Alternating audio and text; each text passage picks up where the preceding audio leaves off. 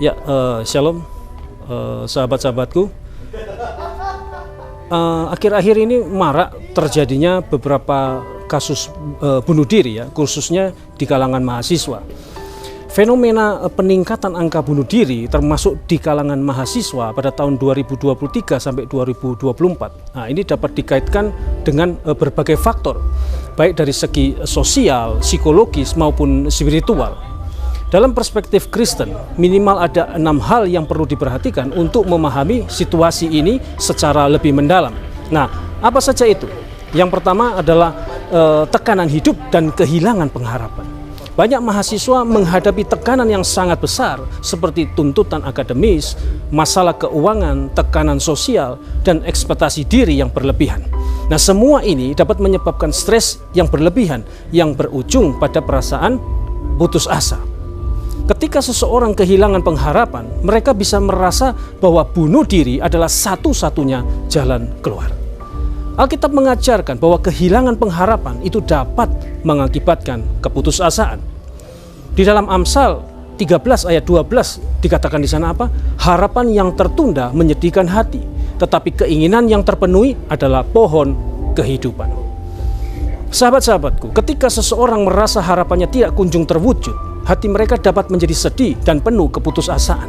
Namun, sebagai orang percaya, pengharapan kita seharusnya tidak terletak pada dunia, melainkan pada Tuhan yang memberi penghiburan dan kekuatan. Amin. Itu yang pertama. Kemudian yang kedua adalah kesepian dan keterasingan. Sahabat-sahabatku, di dalam era modern ini, dengan segala teknologi dan media sosial, ironisnya seringkali membuat orang itu merasa lebih terasing dan kesepian. Banyak mahasiswa yang merasa terisolasi, tidak memiliki jaringan sosial yang kuat, atau bahkan merasa bahwa mereka itu tidak ada yang peduli. Alkitab mengingatkan kita tentang pentingnya sebuah persekutuan dan kebersamaan. Pengkhotbah 4 ayat 9 sampai 10 menyatakan, berdua lebih baik daripada seorang diri, karena mereka menerima upah yang baik dalam jerih payah mereka. Karena kalau mereka jatuh, yang seorang mengangkat temannya, tetapi wahai orang yang jatuh, yang tidak mempunyai orang lain untuk mengangkatnya. Amin. Sahabat-sahabatku, kesepian dapat membuat seseorang itu merasa tidak ada jalan keluar dari masalahnya, sehingga mendorong mereka ke dalam titik keputusasaan. Itu yang kedua. Kemudian yang ketiga adalah kurangnya pemahaman tentang nilai hidup. Di dalam banyak kasus, orang yang mempertimbangkan bunuh diri kehilangan pemahaman tentang nilai hidup mereka. Mereka mungkin merasa bahwa hidup tidak lagi berarti, atau bahwa keberadaan mereka itu tidak penting. Namun dalam iman Kristen, kehidupan itu sangat berharga. Karena apa? Karena kita diciptakan menurut gambar dan rupa Allah dalam Kejadian 1 ayat 27. Dan Allah itu memanggil kita untuk menjalani hidup ini dengan tujuan. Dalam Mazmur 139 ayat 13-14, Daud memuji Allah karena hidup manusia dibentuk dengan sangat teliti dan berharga di matanya. Sebab dikatakan apa? Sebab engkaulah yang membentuk buah pinggangku, menenun aku dalam kandungan ibuku. Aku bersyukur kepadamu oleh karena kejadianku dahsyat dan ajaib. Ajaib apa yang kau buat dan jiwaku benar-benar menyadarinya. Nah, pemahaman tentang nilai hidup manusia menurut pandangan Alkitab dapat memberikan perspektif yang baru kepada mereka yang merasa tidak berharga. Itu yang ketiga. Sekarang yang keempat adalah godaan setan dan kegelapan spiritual. Alkitab juga menyatakan bahwa iblis berusaha untuk mencuri, membunuh, dan membinasakan. Bunuh diri itu adalah salah satu cara di mana musuh mencoba menghancurkan kehidupan manusia. Iblis ingin agar manusia itu merasa putus asa dan terpisah dari kasih Allah.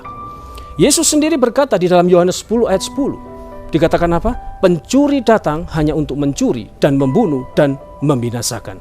Aku datang supaya mereka mempunyai hidup dan mempunyai dalam segala kelimpahan. Yesus menawarkan hidup yang penuh dengan kelimpahan, sementara iblis dia terus berusaha menjerumuskan orang di dalam kehancuran. Kita perlu waspada terhadap tipu daya iblis yang membuat seorang itu merasa tidak ada harapan. Itu yang keempat. Sekarang yang kelima adalah perlunya penghiburan dan dukungan di dalam komunitas. Sahabat-sahabatku, dalam menghadapi pergumulan seperti ini, persekutuan Kristen itu harus memainkan peran penting. kita dipanggil untuk saling menghibur, menguatkan, dan menopang satu sama yang lain, terutama bagi mereka yang sedang bergumul dengan beban yang cukup berat. Dalam Galatia 6 ayat 2, Paulus mengingatkan, bertolong-tolonglah menanggung bebanmu. Demikianlah kamu memenuhi hukum Kristus. Gereja dan komunitas Kristen harus menjadi tempat di mana orang merasa didukung dan dicintai, sehingga mereka tidak merasa sendirian di dalam perjuangan hidup. Kemudian yang terakhir, yang keenam adalah penghiburan dan pengharapan dalam Tuhan. Sahabat-sahabatku, Alkitab juga penuh dengan penghiburan dan pengharapan bagi mereka yang menderita. Allah mengundang setiap orang yang berbeban berat untuk datang kepadanya, karena di dalam Dia ada penghiburan yang sejati. Yesus berkata di dalam Matius 11 ayat 28-30, dikatakan di sana apa? Marilah kepadaku semua yang letih lesu dan berbeban berat, aku akan memberikan kelegaan kepadamu. Pikul kuk yang kupasang dan belajarlah kepadaku, karena aku lemah lembut dan rendah hati, dan jiwamu akan mendapat ketenangan. Sebab kuk yang kupasang itu enak dan bebanku pun ringan. Amin. Nah, di sini Tuhan menawarkan damai sejahtera dan kelegaan bagi mereka yang merasa terbebani oleh kehidupan. Melalui penghiburan ini, orang-orang dapat menemukan kekuatan untuk menghadapi tantangan. Nah, kita tiba pada kesimpulan ya. Jadi dalam perspektif Kristen, minimal ada 6 hal yang perlu diperhatikan terkait terjadinya bunuh diri di kalangan mahasiswa. Apa saja tadi? Yang pertama adalah tekanan hidup dan kehilangan pengharapan. Kemudian yang kedua, kesepian dan keterasingan. Lalu yang ketiga, kurangnya pemahaman tentang nilai hidup. Yang keempat, godaan setan dan kegelapan spiritual. Yang kelima, perlunya penghiburan dan dukungan dalam komunitas. Lalu yang terakhir, yang keenam adalah penghiburan dan pengharapan dalam Tuhan. Sahabat-sahabatku, meningkatnya angka bunuh diri khususnya di kalangan mahasiswa menunjukkan krisis pengharapan, keterasingan, dan kurangnya pemahaman akan nilai hidup. Tekanan hidup yang besar, kesepian, dan godaan kegelapan spiritual dapat membawa seseorang itu pada titik putus asa. Namun Alkitab mengajarkan bahwa setiap kehidupan itu berharga di mata Tuhan, dan hanya di dalam Dia ada penghiburan sejati dan harapan yang tidak tergoyahkan.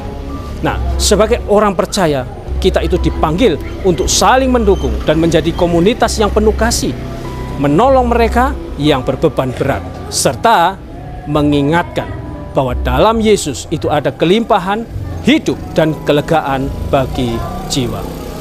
Sahabat-sahabatku, meningkatnya angka bunuh diri terutama di kalangan mahasiswa menunjukkan betapa pentingnya kita sebagai komunitas Kristen untuk memberi perhatian, dukungan, dan penghiburan bagi mereka yang bergumul dengan keputusasaan. Kita harus menjadi tangan dan kaki Kristus yang membawa kasih, pengharapan, dan terang di tengah kegelapan. Oke, jadi sekali lagi, bunuh diri itu bukanlah jalan keluar, melainkan penghambatan terhadap rencana indah yang Allah sediakan bagi setiap manusia. Ingat, Allah memberikan beberapa perintah atau larangan, dan salah satunya adalah larangan untuk membunuh, ya, termasuk di dalamnya membunuh atau mengambil nyawa sendiri. Dan ketika ini adalah sebuah larangan, maka jelas ini pasti memiliki konsekuensi, yaitu apa? Yaitu dosa. Dan saudara tahu bahwa upah dosa adalah maut, kata kitab Roma. Dan maut di sana itu adalah kematian kekal. Jadi jelas ini merujuk pada neraka. Ya, siapa bunuh diri, mereka pasti masuk ke neraka. Sahabat-sahabatku, setiap orang yang merasa putus asa perlu diingatkan bahwa ada pengharapan di dalam Tuhan, dan hidup mereka sangat berharga di matanya. Semoga kita senantiasa peka terhadap mereka yang saat ini mungkin sedang membutuhkan, dan membantu mereka melihat bahwa Allah adalah sumber pengharapan yang tidak pernah habis. Amin. Untuk itu, mari bagi siapapun yang saat ini merasa terpuruk, datanglah kepada Tuhan. Yesus mengundang setiap orang yang letih dan berbeban berat untuk datang kepadanya, karena Dia akan memberikan kelegaan dan ketenangan. Jika Anda mengenal seseorang yang sedang bergumul dengan keputusasaan, jadilah saluran kasih dan pengharapan Tuhan bagi mereka. Jangan ragu untuk mencari bantuan atau memberikan dukungan. Bersama-sama kita dapat membawa terang Kristus kepada mereka yang sedang dalam kegelapan. Matius 11 ayat 28 berkata, Marilah kepadaku semua yang letih lesu dan berbeban berat. Aku akan memberikan kelegaan kepadamu. Amin. Kiranya renungan hari ini dapat dipahami, memberi pencerahan, menambah pengetahuan, menjadi sumber kekuatan dan penghiburan bagi kita semua yang percaya. Amin. Tuhan Yesus memberkati. Shalom.